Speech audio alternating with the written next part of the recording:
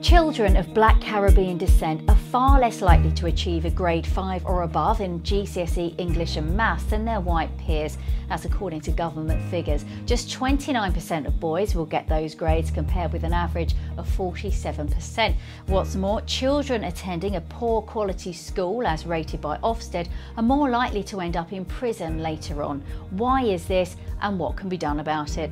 I'm journalist Angela Walker, and in this podcast I talk to inspirational people and discuss underreported issues.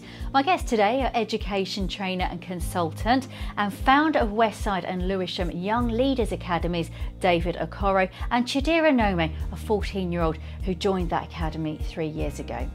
Thank you both for joining me. Chidera, I know you're achieving great things after attending Westside Academy, and I'm really looking forward to hearing all about that in just a moment.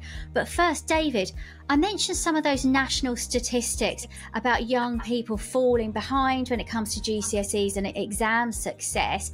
Why do you think that is? I think there are a number of reasons why this situation is continuing. And when I say continuing, this is not a new thing. It's not something that's just happened in the last 5 years or 10 years or 15 years. This is a 40 to 50 year problem. And there are a number of factors. I think there are the socio-economic factors that are impacting upon Black young people and their families. Poor housing, high levels of unemployment, lower wages, living in disadvantaged areas, and generally attending schools that are underperforming. And then we have to be honest as well and say that there are elements of institutional racism that have impacted upon Black young people. And as I said before, this is not a new thing. This is something that's gone on for the last 40 or 50 years. And that's what spawned the growth really in black supplementary schools over the last 50 years to try and redress that situation and that problem. Yeah, it's interesting you mention that, because I know in the 1970s we saw the rise of Saturday schools, which was to support Black children because they weren't achieving their potential. Can you tell me a bit about that movement, David? Yeah, and it's a movement really that was spawned, as you said, out of the underachievement of Black young people in British schools. And those Black young people came from families who were quite aspirational and who had a really high focus on education. And it came at a time as well when Black young people, especially Caribbean boys, were being stigmatized as being educationally subnormal, and were put into schools or into classes where it was inevitable that they would not reach their potential. And this came as a shock to many African and Caribbean families. It came as a shock that their children were struggling in school or that schools were failing them. So what they did, instead of just complaining and moaning and not doing anything about it, they put their money where their mouths were, and they set up supplementary schools, Saturday schools, right across the country. Every major city and some small towns in the UK would have had a Black supplementary school to help support Black young people through their educational journey, because they knew that the support that they needed, they were not getting in school. And also there was, as I mentioned before, there was institutional racism, but there was also outright racism as well. Black children, being called racist names in classrooms, not by children, but by teachers. I mean, this was quite a common thing back in the 60s, 70s, and even the early 80s. When I was still in school, there was still racist name calling in the classroom, and that was seen as standard, really. So Black communities set up supplementary schools where young people could learn academically, but they could also learn other things as well, such as Black history and other life and social skills that would help them during their school journey and would also help them during their journey into careers and employment. And is it these Saturday schools that really kind of influence you and encourage you to set up these academies? Definitely. I was one of the recipients of attending a supplementary school, and you know, I'll admit, when I was in school, I was told by my teachers that I was going to end up dead or in prison. I was excluded from school when I was in year 10. And in terms of aspirations, I remember speaking to my careers teacher when I was 16. And I said to my careers teacher, I would like to be a pilot. And my careers teacher said to me, well, you know, David, you're a big lad. Why don't you just focus on sport? And that was quite common. That was quite common. And when I speak to some young people today, they are still having similar conversations with their teachers who have low aspirations for them.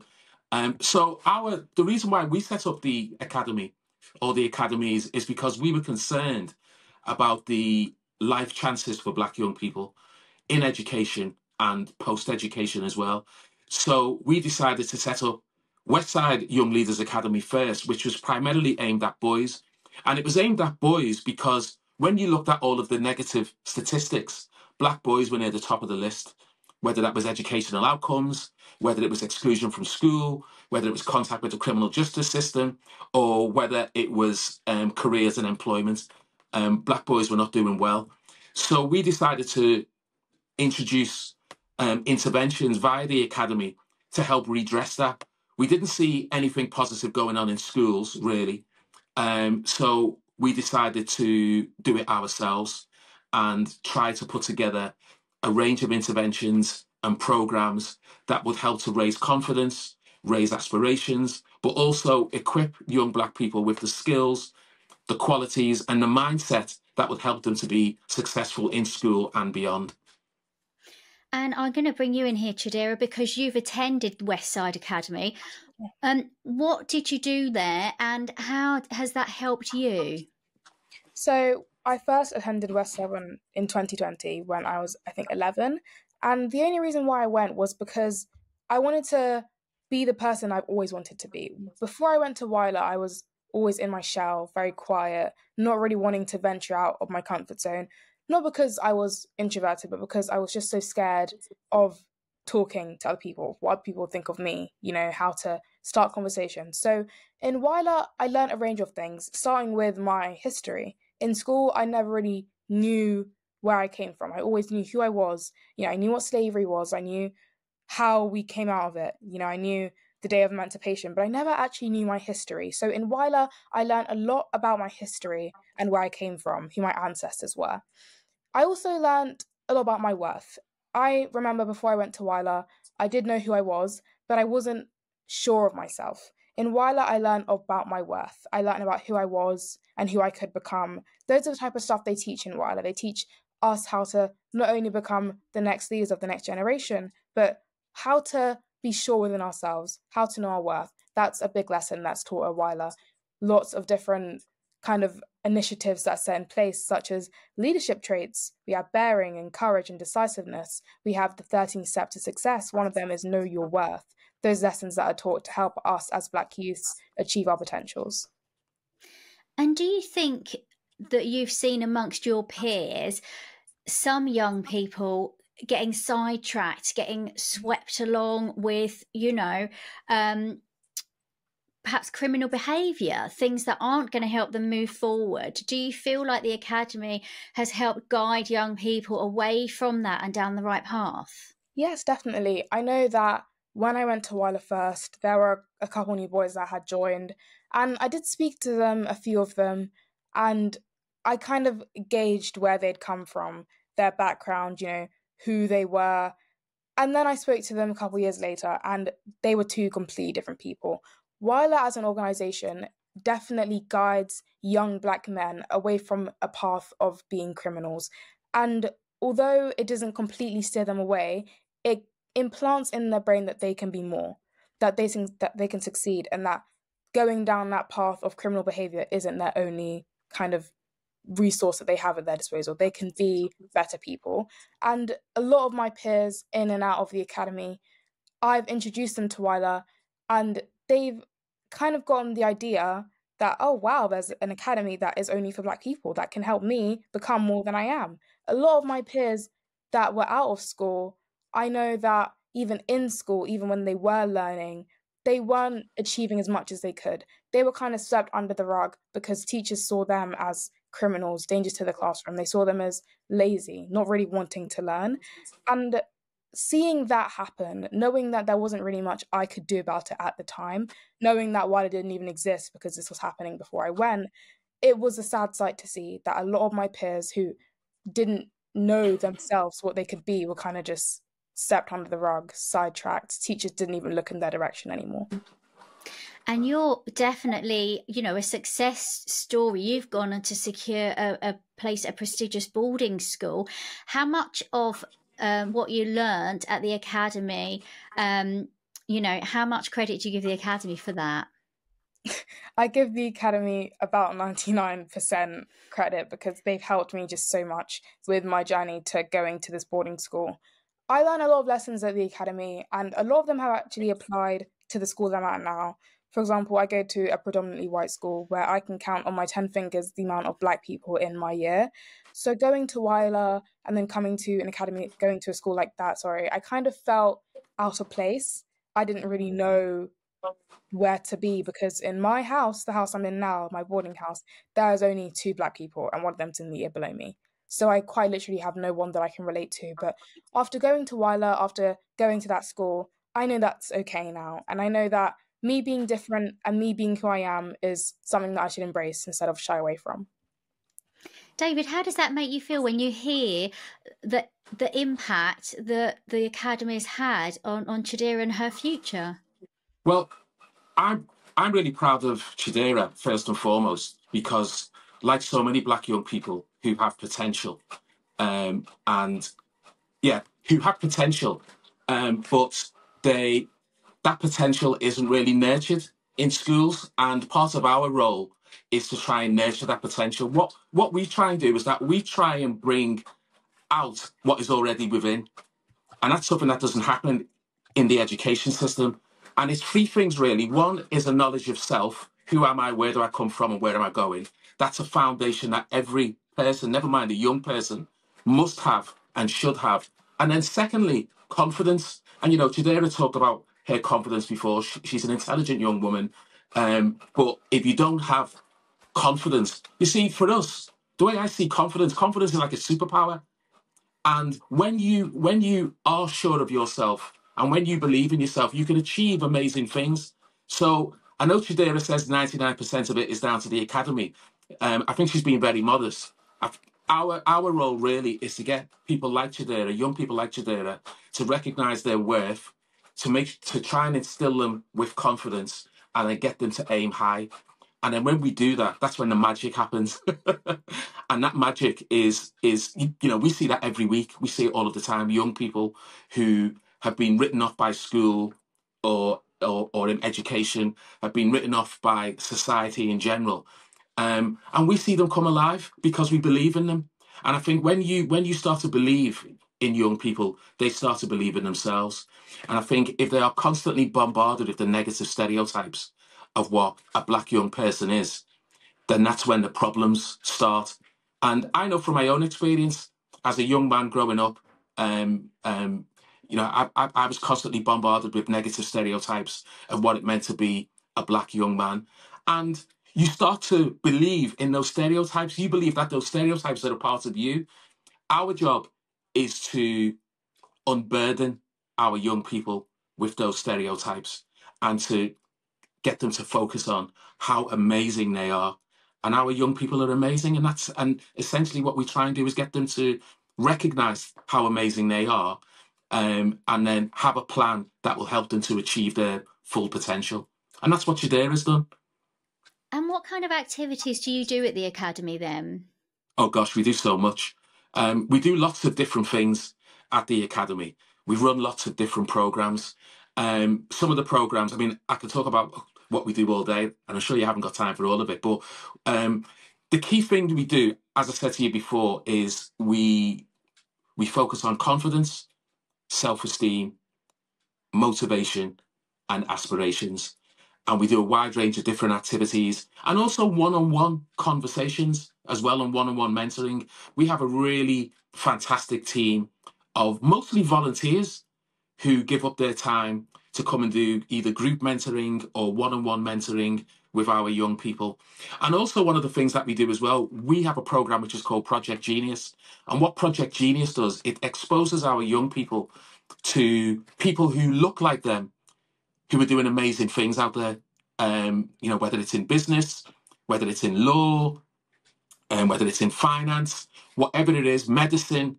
Our young people have been introduced to Hollywood actors, judges, lawyers, accountants, business people, doctors, dentists who look like them, and people who've walked the same streets of them and have come from similar backgrounds to them. And automatically, that's the source of inspiration. Hang on a minute, you're from Harlesden, and now you run your own business, but I'm from Harlesden, so why can't I do it? So when our young people are exposed to positive images of themselves, that's a source of inspiration. If you can do it, why can't I? And then also what some of those people do is they act as mentors, not just role models or gold models, as some people call them. They act as mentors so they can have a conversation and say, well, look, this is how I did it. These are the problems that I had to overcome. This is the plan that might be of benefit to you. And that really helps to inspire and encourage and motivate young people to think big and aim high. So that's one of our programs, which is Project Genius. We also have our Scholars Program, which Chidera is a beneficiary, and we work in partnership with boarding schools around the country and young people who come through the program and pass all of the necessary tests and the interviews. You know, they're not handed a place. Chidera wasn't handed a place. She had to be tested. She had to be interviewed. She had to compete. But our job is to make sure that Chidera has the confidence that will enable her to compete. She has everything else, but we want to make sure she has the confidence and she has the self-belief that will make her believe, I don't care if I'm only one of 10 black young people in a school where there are hundreds of other children who don't look like me. I'm not only going to come to this school, but I'm going to excel in this school. And then what happens is then Chidera becomes a role model for other young people in the academy who will say, hang on, Chidera was sitting next to me last year and now she's in a £40,000 a year boarding school.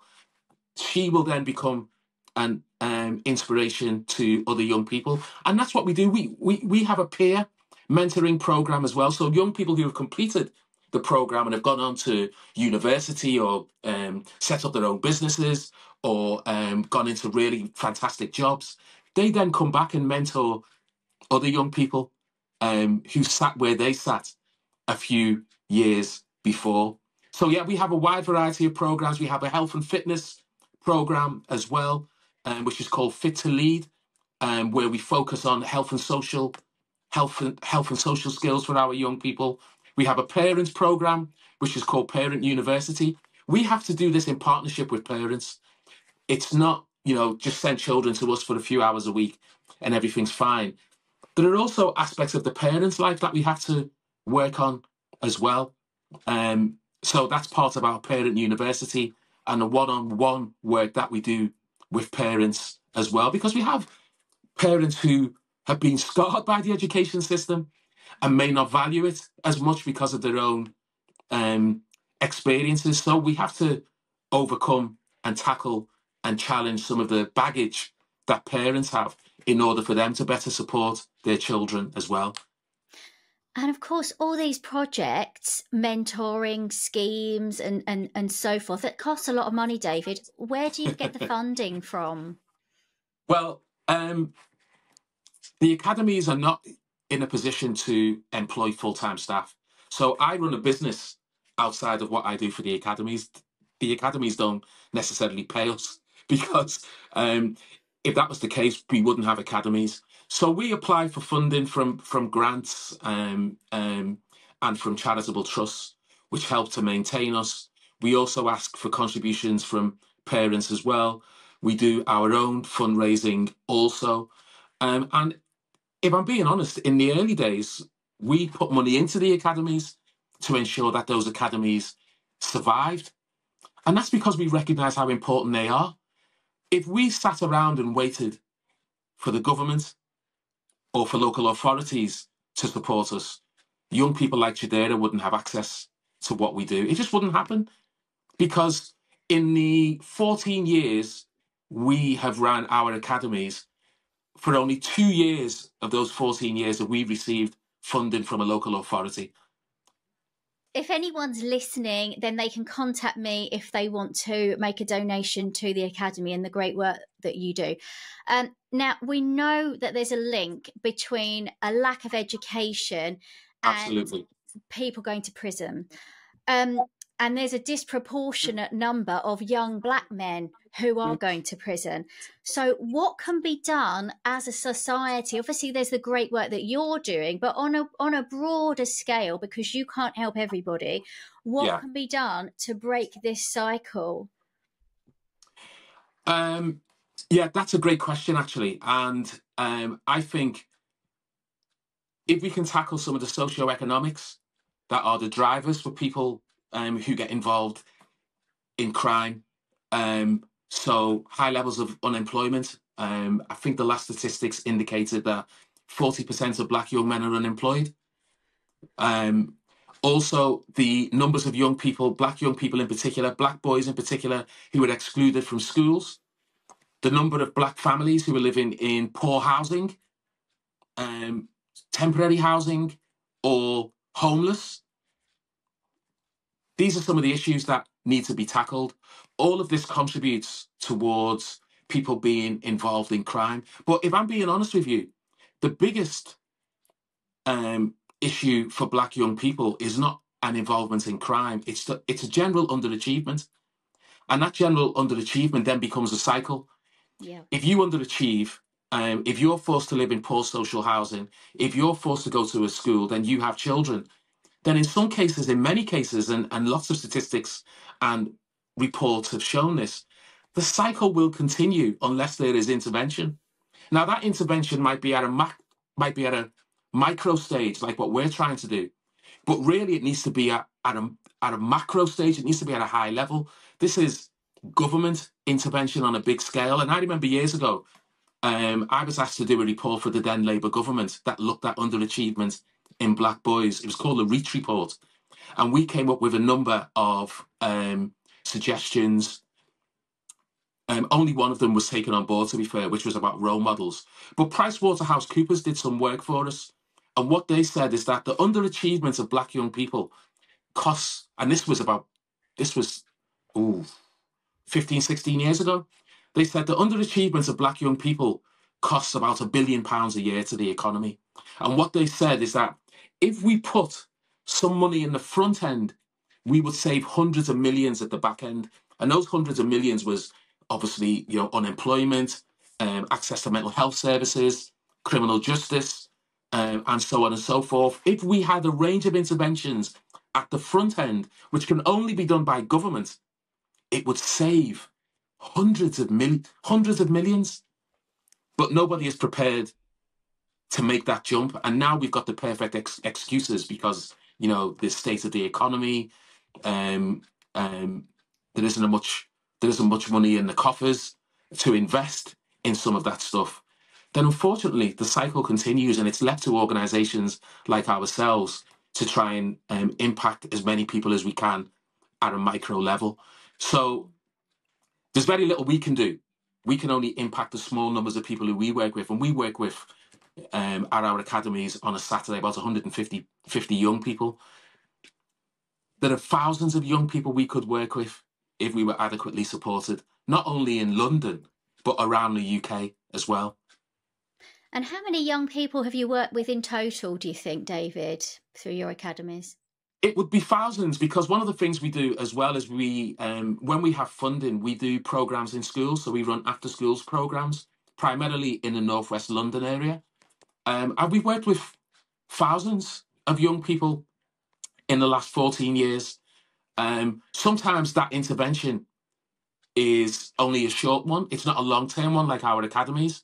So it might be for, 10 sessions during the course of a term. which is great. And we've seen the teachers and the young people and the parents have told us the positive impacts that just a 10-week, 1-hour session has had upon their children. There is a school who we work with quite closely that has demonstrated that that 10-week program has helped those young people to achieve better GCSEs and, prevented exclusions, etc., etc. So we know it works. The people who we work with know it works. But the difficult part is trying to encourage the people who hold the purse strings to invest, to really make a difference. As I say, we could work with thousands of young people across London and across the country. But unfortunately, with the meagre resources that we have, we can only focus on a couple of geographical areas in London. It sounds like a no-brainer, doesn't it? Invest some money up front, help young people get better prospects, get better educated, keep them on the straight and narrow. They won't commit crime, they'll have great careers, they'll stay out of trouble, and they'll contribute to society. So you guys need a big cash injection up front so you can roll out your academy to more boroughs, I guess. Absolutely. And, for me, as I said before, crime is an issue, but the biggest issue is the underachievement and the impact that has upon the individual, their families, and on society. So, for example, Chidera will become a top doctor sometime. I think that's what you want to do, isn't it, Chidera medicine? Yeah. So, sometime in the future, Chidera will be a top doctor, and she will go on to earn lots of money. She will go on to pay lots of tax. That tax will then go into the country's coffers, which can then be invested into public services. If that didn't happen, for example, and Chidera ended up in a low-paying job, then there is an investment that the country is missing out on. And then also the impact that Chidera will have upon her family. And so on, and so on, and so on, and so on. It's a ripple effect, isn't it, Angela? Of course. It's a ripple effect. So if you have lots of Chideras, if you have thousands of Chideras, just the imagine exchequer benefits. Thousands of you going out doing your good work. Tell us a bit more about, because I wanted to come on to that, your goals for the future. David's touched on it. You plan to be a doctor. Tell us about that. Yes. Ever since I was little, I've always wanted to be a doctor and study medicine. And recently, I did declare I wanted to be an anesthesiologist, but I've also started looking into midwifery and becoming a midwife. So going down the route of medicine and becoming a medical doctor. Amazing.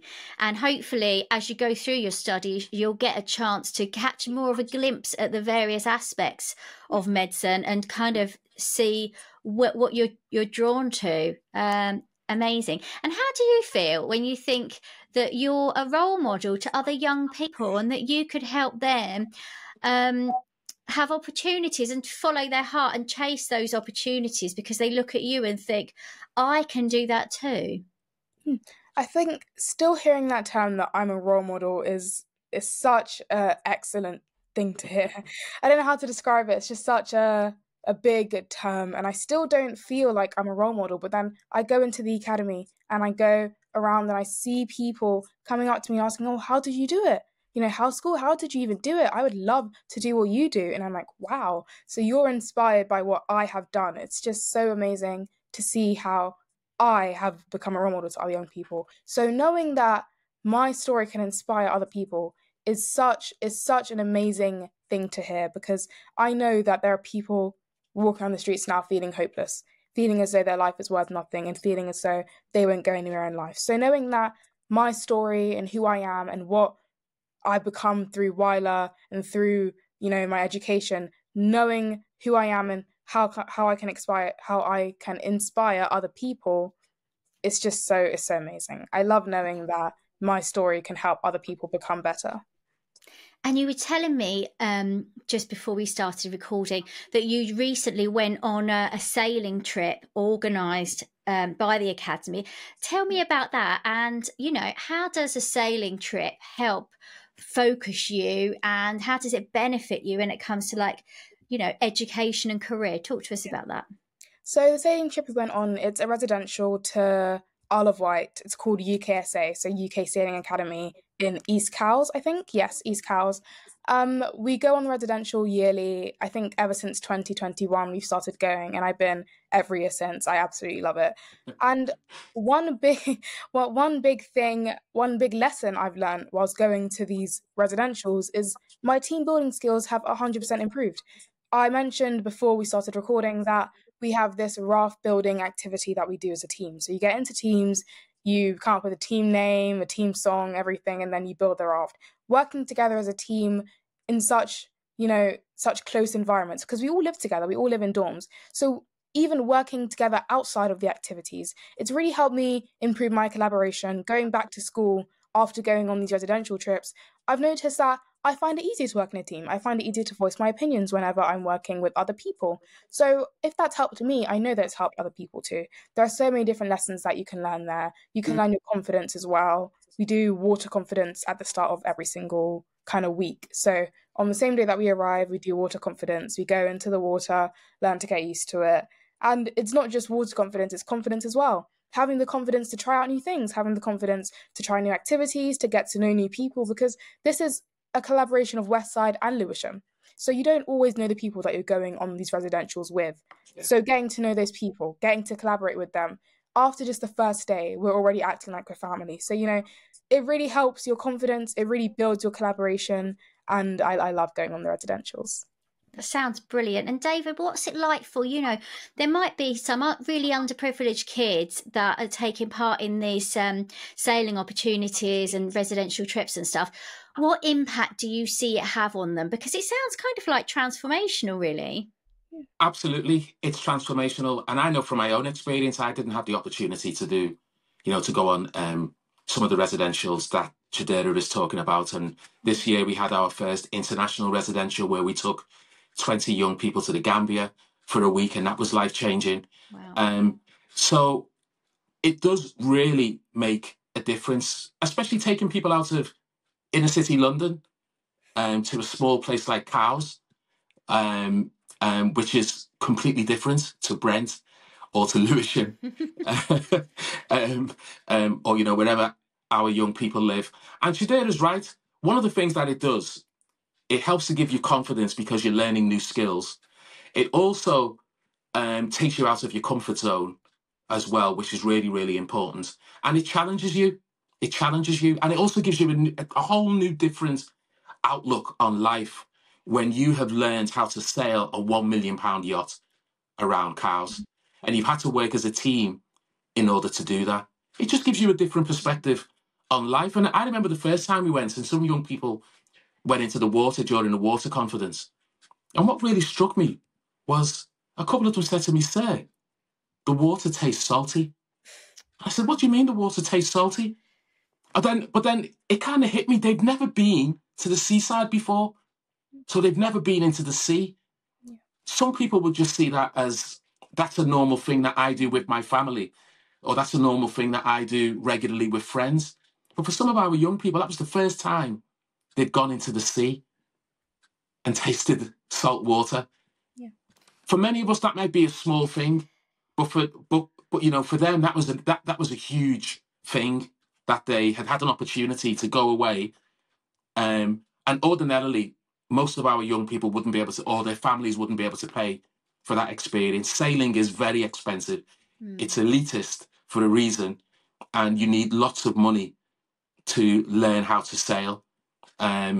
So it was great. It was great giving them that experience, because you wouldn't ordinarily get an opportunity to do that. I know some private schools go to UKSA, but if you're from a state school, it's highly unlikely that you will have an opportunity to go on a sailing residential to Cowes, which is one of the international sailing centres of the world. On one hand, it makes me feel really sad that there are a lot of young, disadvantaged people who haven't even had the chance to go to the seaside and swim in the sea. And on the other hand, it fills me with hope that there's organisations out there like your Academy that are giving young people the opportunity. But, we need to see more opportunities like that. How hopeful are you that we can see a brighter future for young people from disadvantaged backgrounds, from Caribbean descent. Like, how hopeful are you, David? You know what? I'm really hopeful in terms of I'm fortunate enough to work with some amazing people who are dedicated to the young people who they work with. I mean, you know, people who have got other jobs, have got their own families, but every Saturday they're there. They're there every Saturday. And I find that really inspiring. You know, they're not getting paid. They volunteer to make a difference to the lives of the young people who they are mentoring and working with. I also work with amazing other voluntary organisations in our communities who, you know, don't get a lot of publicity, certainly don't have a lot of money. But once again, you see dedicated people who give up their time and also dedicate their money to make a difference. That fills me with hope. I'm not completely hopeful about the current political situation. I haven't seen or heard anything from the new government that makes me think, wow, you are really going to make a difference to the lives of young people. I just don't see that, I'm afraid. And one of the things I always say to people in our community, to parents and to young people, we simply can't rely on the government to support us. We have no evidence over the last 50, 60 years that any government has done so. So why do we suddenly feel in the next 5 to 10 years there will be any difference?